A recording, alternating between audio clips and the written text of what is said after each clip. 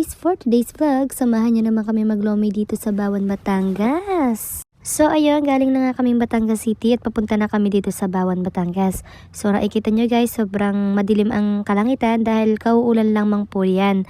Tapos na ambon-ambon. And then, diretso lang po tayo papuntang Bawan. Sa hindi po nakakaalam ay matakaw po talaga ako sa lomi. Dumadayo pa rin po kami ng Lubo at sa Taysan para lang po kami ay makakain ng lomi. Alam nyo guys, pag ganito talagang panahon ay masarap talagang maglomi. Tapos yung mga sopas, mga lugaw, napakasarap talaga pag gantong panahon. At medyo traffic nga po pala dito sa may Bawan. Hindi ko alam kung bakit traffic dito. Kaya dito na lang kami sa gilid dumaan. Gumilid-gilid na lamang kami. So ito na nga kaya pala traffic kasi may ginagawa dito sa daan. At ito na nga po ang Jollibee ng Bawan.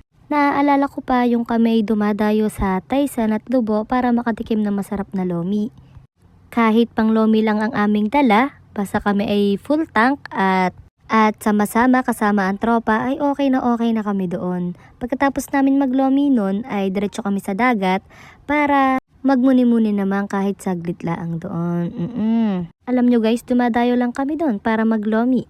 Kahit mapagabi man o araw, basta kami makakain ng lomi sa Taysan at Lubo, ay go na go kami dyan. So ngayon, hindi na kami nakakapunta sa Lubo at Taysan dahil yung mga tropa ko ay may kanya-kanya ng buhay, may kanya-kanya ng trabaho, at may kanya-kanya na ring pamilya. So ayan, nandito na nga tayo sa munisipyo ng Bawan.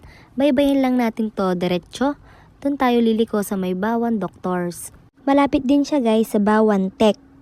Noong una talaga, hindi talaga ako mahilig sa lomi. Ang gusto ko laging ino-order sa lomian ay mga pansit gisado, pansit bihon, kanton, mga ganon. Pero natikman ko ang lomi ng Taysan, Lubo, at dito sa Bawan ay napakasarap. Sobrang gustong gusto ko. Kaya ayun, addict na rin ako sa lomi. Alam nyo ba sa isang linggo, 3 to 4 days ako kumakain ng lomi. Kita nyo naman sa katawan, ang taba-taba no. So ayan, pag nakita nyo yung Taal, San Luis, Mabini, ay malapit na kayo dyan. Nakikita nyo ba yung bulong yun? Yun yung Bawan Doctors na sinasabi ko. Siyempre, katapat niya ng Petron. Ito yung Petron, nasa kanan, yan. And then, ito yung Bawan Doctors, nasa kaliwa. At kakaliwa lang tayo dyan. Yan, papasok tayo.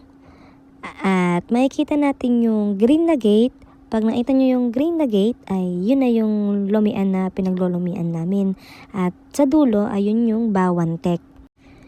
Laging maraming tao sa lomian na ito kasi nga sulit at napakasarap ang lomi dito.